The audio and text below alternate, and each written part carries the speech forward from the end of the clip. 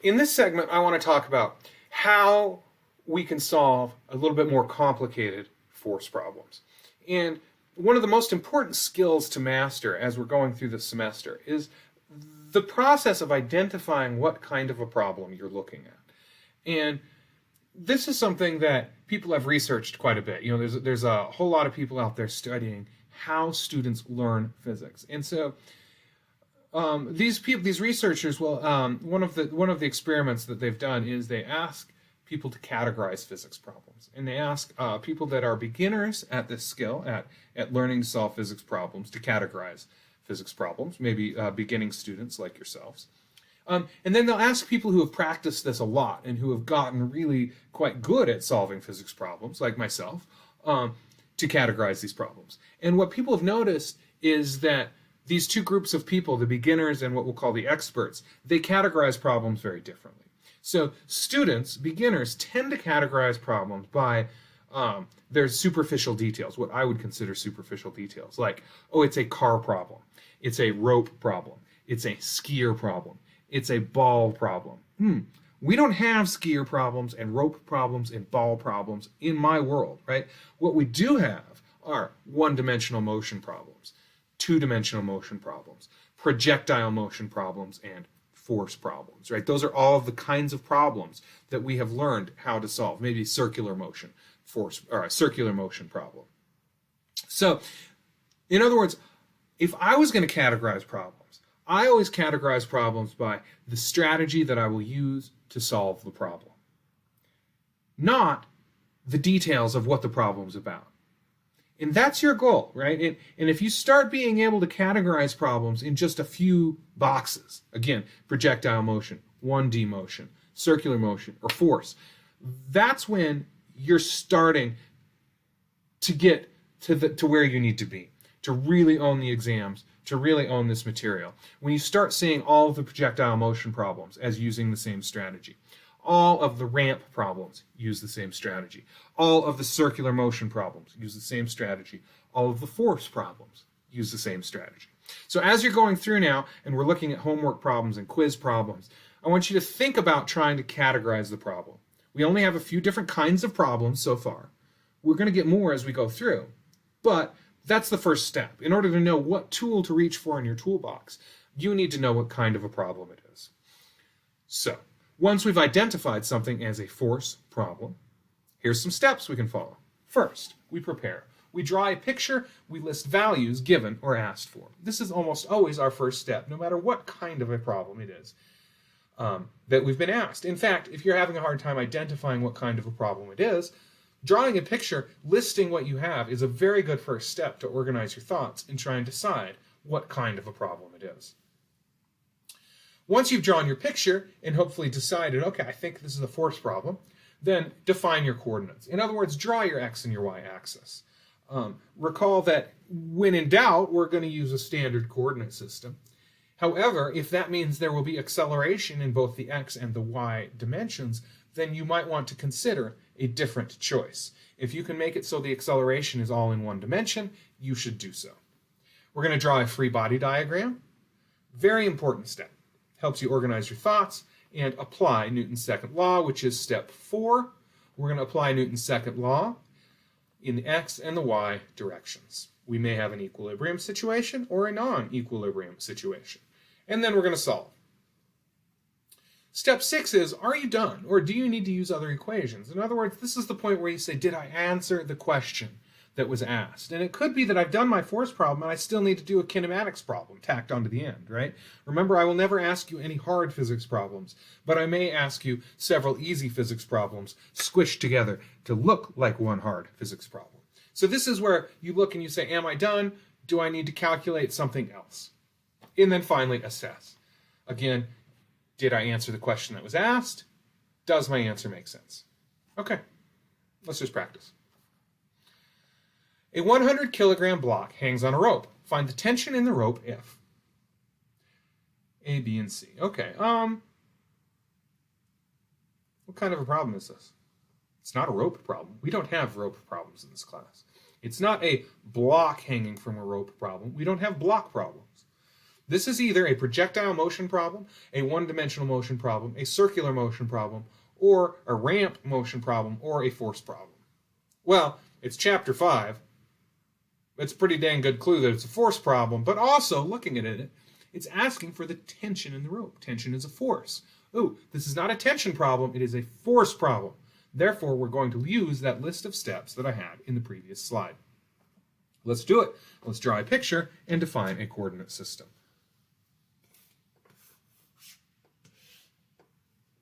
Lovely.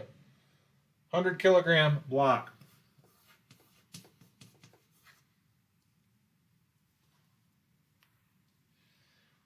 Boy, I think that's my picture. Define a coordinate system. No reason not to use an X and a Y. Notice in part C it says our acceleration is upward, so that would be in the Y direction, so no reason not to use a standard coordinate system. I've drawn my picture. I've identified my knowns, which is 100 kilograms. For part A, we see that the acceleration is 0. We could write that down. So right now I'm working on part A. Great. What's our next step? Draw a free body diagram. So we're going to draw a free body diagram for what? What's our object of interest? It's either the rope or the block. Some folks might say the rope might be your object of interest. Because I'm asked for the tension. I mean, it seems reasonable. I'm asked for the tension. Why wouldn't the rope be my object of interest? Ooh, because in order to figure out the tension, we should use the object of interest as something that the rope is applying a force to. Remember, you can never apply a force to yourself. So the tension in the rope is applied to the block. So our block should be our object of interest. Let's draw our free body diagram. I see the tension up. I see the weight down. Now, this is a situation where we might not know what the net force is. Well, it's not accelerating, so F net is 0 for part A. But once we get to part C, we might not know what the net force is. Remember, I don't think this is a vital part of drawing our free body diagram, though the book does list it as a step. I think this is our free body diagram. If we can add this, then that's fantastic. In many problems, we can't at this point. Okay, that's it. Now we need to apply the net force in the y direction, and the x direction equals 0. Now notice there's no action at all in the x direction here, right? So we don't need to worry about the sum of the forces in the x direction because we just get 0 equals 0. Uninteresting.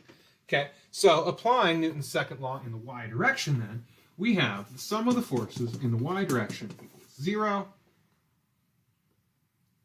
What do we have? We have a positive tension. Why is it positive? Because it's pointing in the same direction that I called positive y.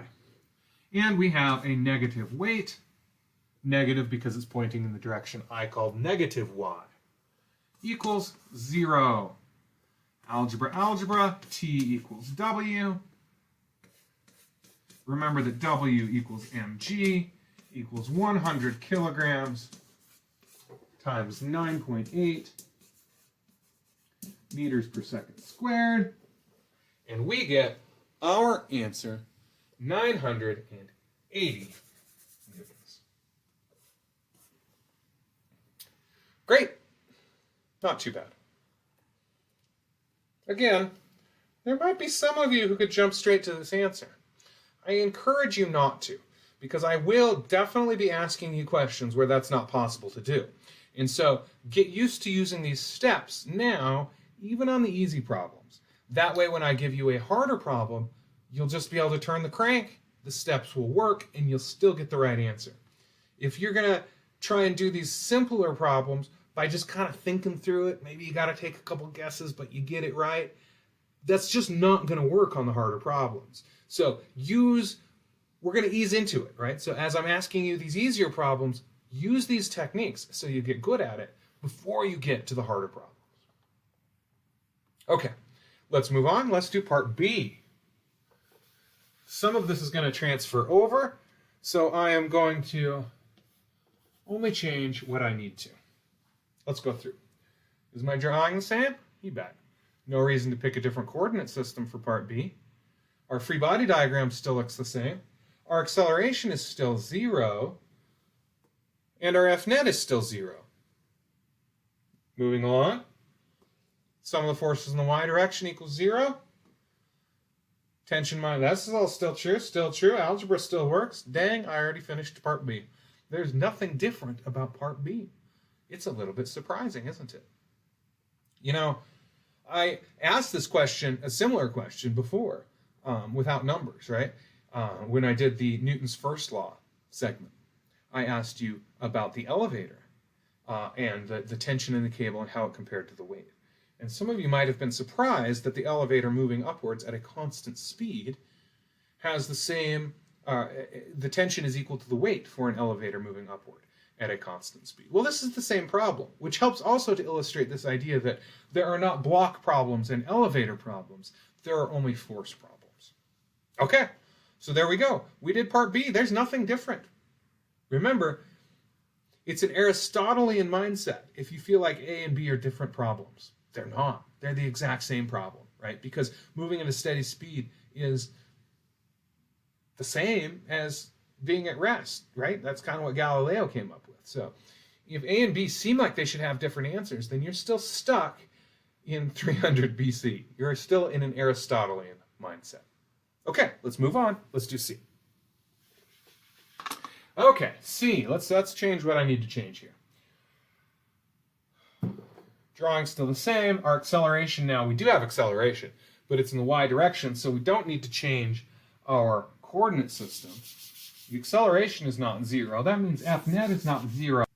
Now, it's accelerating upward, so, you know, I suppose tension should be longer than weight. Looks like it already was a little bit, but we'll just make sure that right, tension should be long. We don't know how much longer without doing the problem. So, qualitatively, we just want to kind of shoot for qualitatively right here, right? Tension is bigger than weight because it's accelerating upward.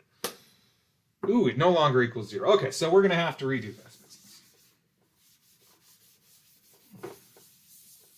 Okay, so we still have the sum of the forces in the y direction, but now it equals ma, not 0. Well, I guess it equaled ma before, it's just that a was 0. Okay, so we still have t minus w, and we still solve for t.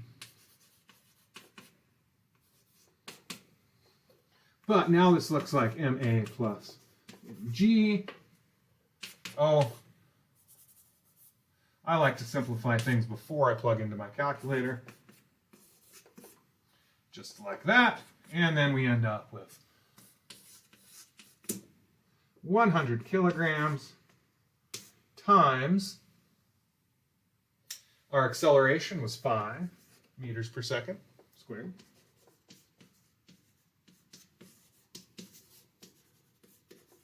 Plus g equals that. And we're going to run our calculator, and we get 1,480 newtons. So, a greater tension than what we found in A or B.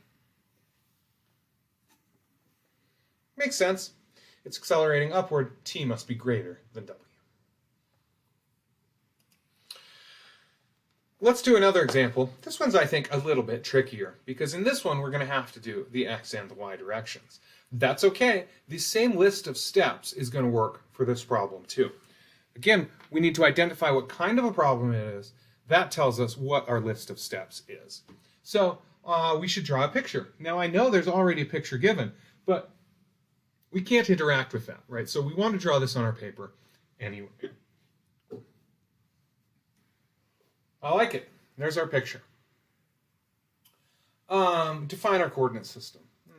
This ball is not accelerating, right? It's an equilibrium situation, so unless there's some compelling reason not to, we'll use a standard coordinate system. Great. Free body diagrams next. What's our object of interest? Should be the ball. Definitely the ball. So, draw a free body diagram for the ball. Well, we've got certainly the weight. We've got two tensions, two ropes. So we're going to need to have a T1 and a T2. Right, so we've got T1 over here, T2 there.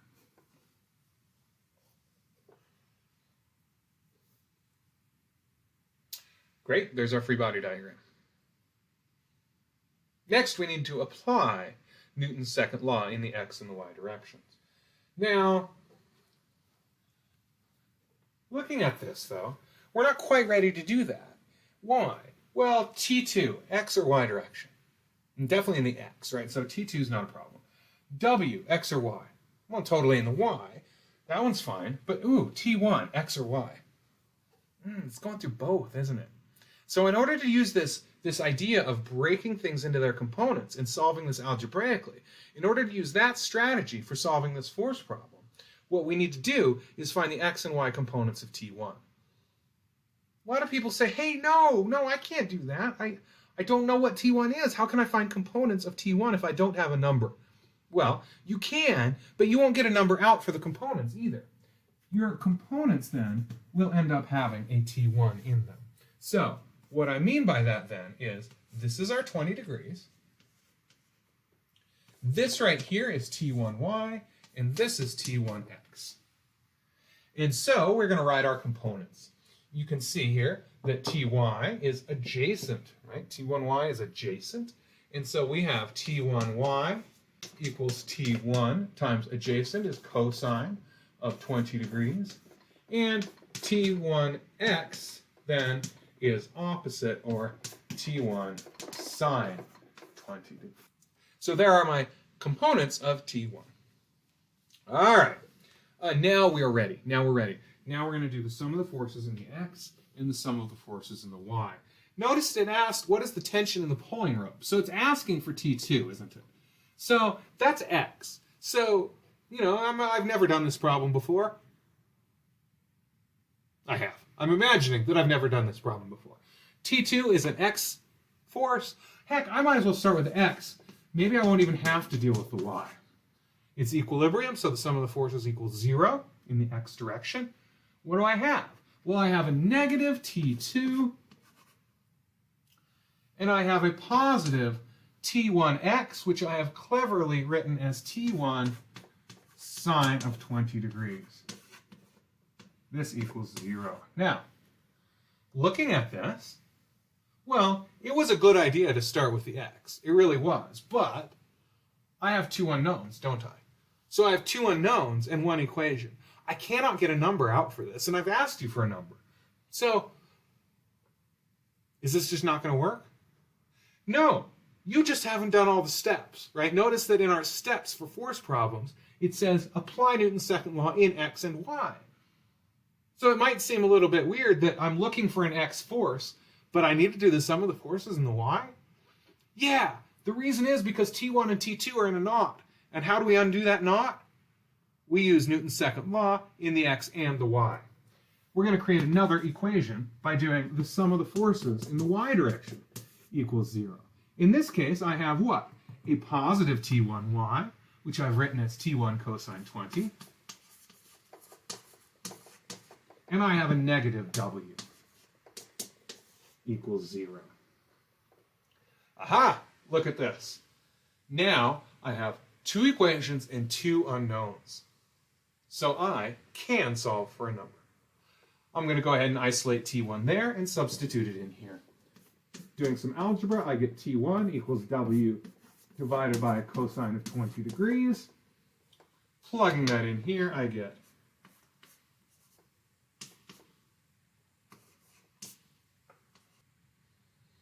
and you can see that I am basically done. I end up with T2 equals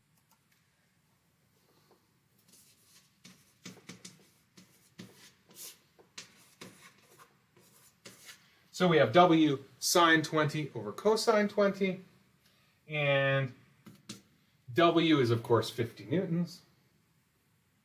So then this is 50 newtons. Sine 20 over cosine 20 is tangent of 20.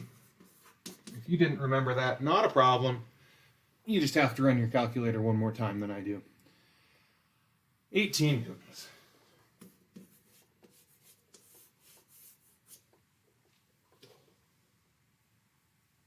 Okay.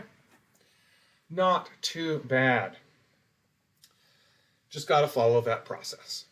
It works every time. Every time.